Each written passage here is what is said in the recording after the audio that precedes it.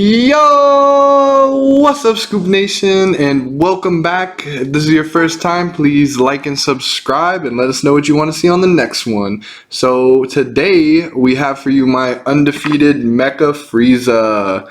So I took this to my locals. There was like 25 people and I went undefeated. It was probably the easiest run I've ever had in my life in any tournament. So I thought I'd show you guys our take on Mecha-Frieza. So the front has a permanent that we can only activate extra cards from our hand once per turn. So that's not too bad. You're going to try and awaken as fast as you can. It says when activating a mono yellow extra card from your hand, you may add one card from your life to your hand. If you do, reduce the energy cost of that card by 1 yellow. So that's important because it doesn't say that we can only play a 1 yellow. So if our extra card costs 2, we just reduce the cost by 1.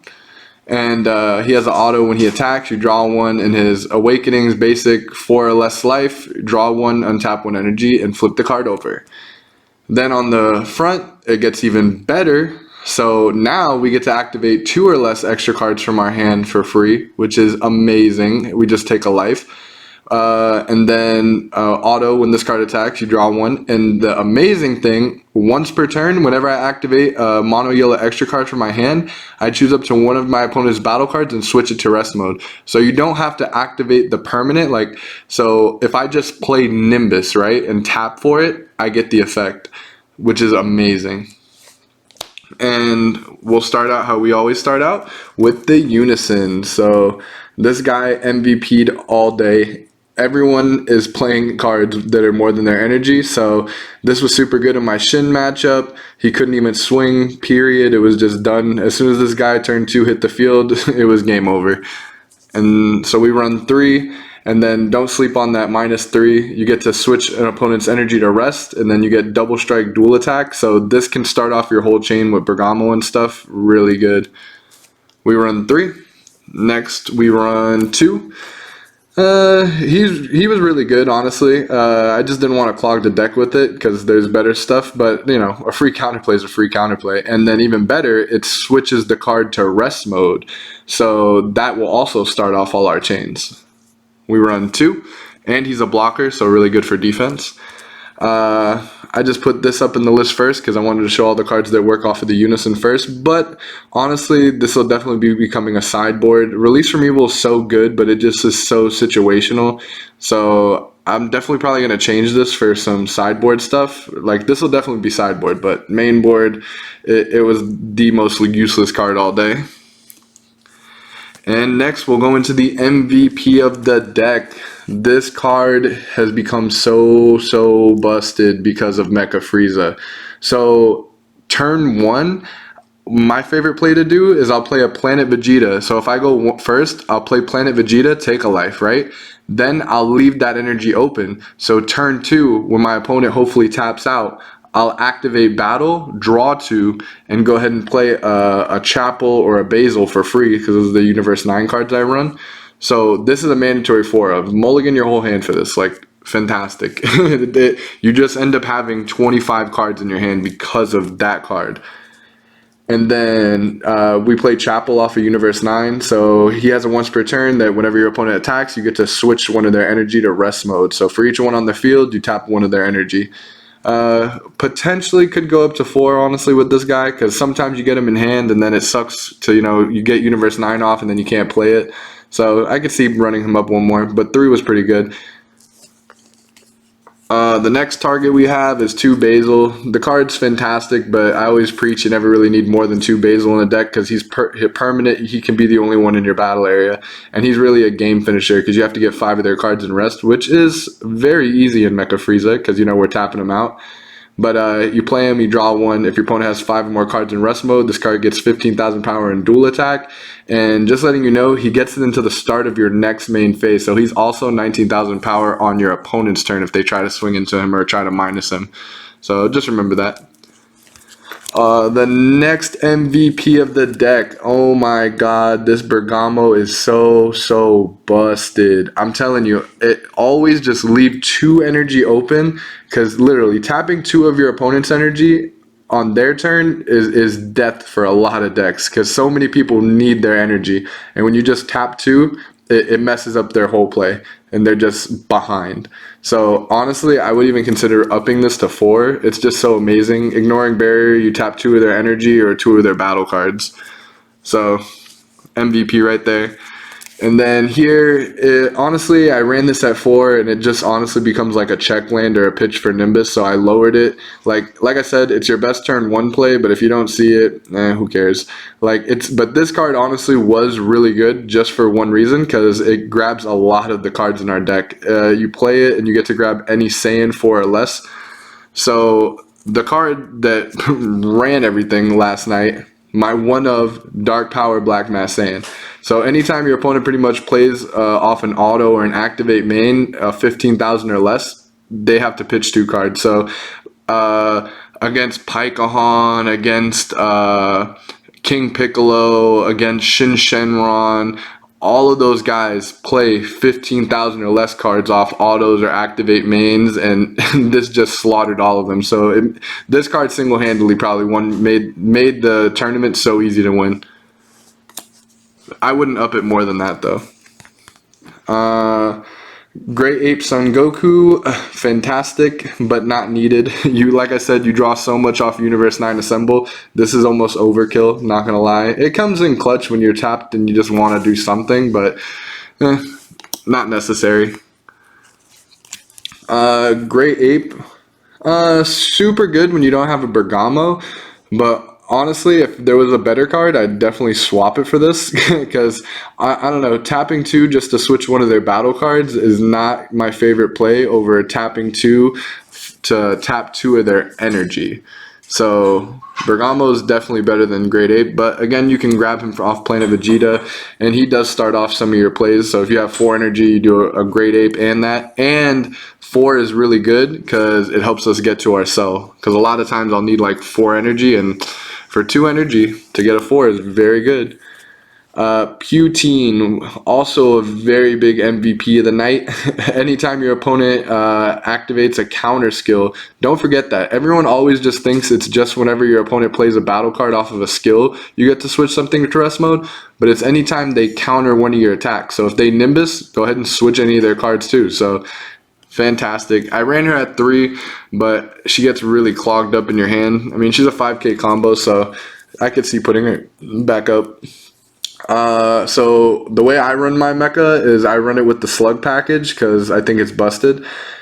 So for 1 energy, when you play this guy, you draw a card, and then for 1, you play any 3 or less slugs army in your hand. So our targets are Lord Slug Namekian. So he's got Bond 2 that whenever he's in rest mode, your opponents can't draw cards. So again, this card single-handedly was like destroying people yesterday, because so many people try to draw off other skills like the new Janemba, they try to draw 2 when they play stuff, or like the Paikahan is just a whole chain of like, I'm gonna draw off these extra cards. So this just stops it, and they swing so hard to kill this card because they know they're not going to survive with this card on the field, because their super combos don't work, nothing works. So the whole point of this deck is you make your opponent's deck inactive, and it's just so fun, so fun.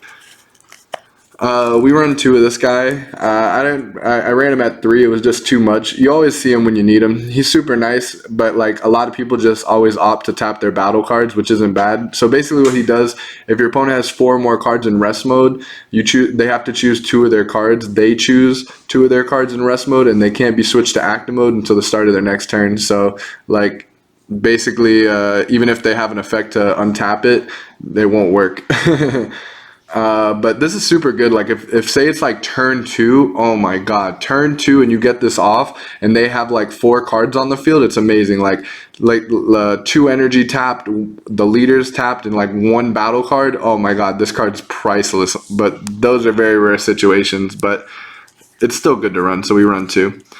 We run Zamasu, amazing just to really tap leaders, and then like I said, it starts off our whole chain just so we can play Bergamo or whatever else. we run 2 of the Krillins. We used to run the 1-drop Son Gohan because, you know, you could play him for 1 and tap something. But honestly, I'd rather just cycle through my deck to see more Bergamos or anything else. Because honestly, whenever I ran the other super combo that you can pay it for 1 energy and play. Here, I think I have it right here. I'll show you. Let's see. This one. The Counterblast Son Gohan. So you play him for 1, and then you can switch one of your opponent's cards to rest mode, or if it's your opponent's turn and they have 5 or more, you can KO something 5 or less in rest mode. It's so rare. Like, I love having the options to do all that on 1 card, but it's just so rare. I really didn't like it. I almost always was just comboing to draw 1, so I'd rather combo to draw 2 and see more in my deck. Next up, what yellow deck would be complete without flying Nimbus? Honestly, yellow's supposed to be defense, and even this is just lackluster in the new like how fast things are. Nimbus is not enough, but it works for Mecha-Frieza because we tap so much it really just doesn't matter. This just helps secure our turns. And we can always afford to pitch because, like I said, this deck you're gonna have like 20 cards in hand all game as long as you see Universe 9. Vegeta's Final Flash. Like I said, these IARs are just becoming invaluable. Tap 1 energy to get a plus 15 and then ignoring barrier anyone's skills for the duration of the turn. I'm telling you, people try to combo so high to kill this. Like, I'm telling you, they'll drop 2 super combos on their leader, so 15, and they'll get up to 35. And I pretty much combo out with just 1 Vegeta's Final Flash. It's fantastic. Like, no deck right now can run without an IAR. I feel like it's just so invaluable.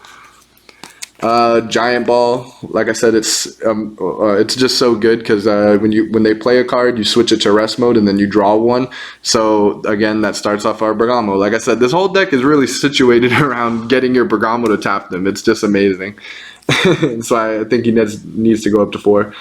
Then we run a Tyrannical Blow. This card's like amazing, but I ran it at 3, then I ran it at 2, and now I'm running it at 1 because it's just so situational. Like a 3 or less, counterplay it with its skills negated. Okay, cool.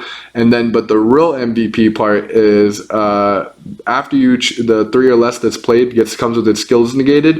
You choose one of your opponent's battle cards or Unison cards and negate its skills for the turn. That's where this card becomes fire. So I love negging Unisons. I love negging like really insane battle cards. Of course, Frieza's Army, so we're gonna have to run one of this. The new I don't know if you guys have seen it. They have the new Cold Bloodlust that's for 2 energy, and it switches their card to rest. I like it a lot. I'm gonna see where I can make room for it. It definitely won't be at more than 2. Just being honest, a 1 of Cold Bloodlust is beautiful because like you only really have to stop 1 boss monster or something a game that they're gonna try and kill you with, and this is just enough. And of course, Cell Xeno. This card is so good. I wish there was a better yellow card that I could recommend, but sadly there's nothing other than Cell Xeno that just makes this deck as busted as it is. Just getting 2 Bergamos and like a Chapel for 12 is just so easy, or like, you know, 4, 5, and a Slug that makes 12. Like, there's just a ton of options to get to 12. And like I said, ripping 3 cards in quad, that's basically the way I do it all the time. You do not want to tap out on your turn in this deck. Like, always leave all your, like, not all your energy, but leave like half of your energy open so you can stop your opponent's plays. That's the key to this deck. So as long as you do it like that, you guys should have a really easy time at your tournaments. So I hope you guys enjoyed the deck profile. Please leave a like and subscribe. Let us know what you guys want to see in the future. I hope you guys enjoyed. Peace. I'm just gonna work, that is my motive. I'm not gonna stop, this is my moment. I'm not gonna quit, that is a weakness. I'm just gonna execute, that is my purpose. I speak with attitude, hard cause the feeling I